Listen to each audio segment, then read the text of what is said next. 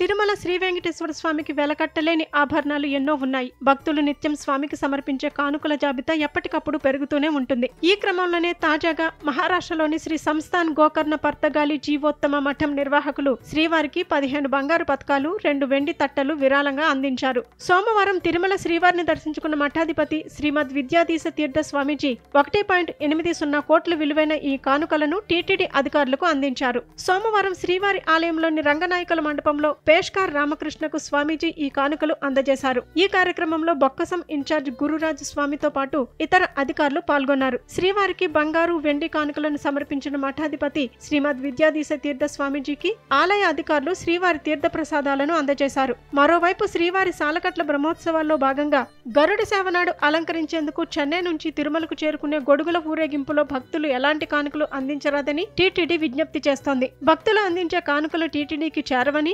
కానుకలతో టీటీడీకి ఎలాంటి సంబంధము లేదని తెలియజేస్తోంది.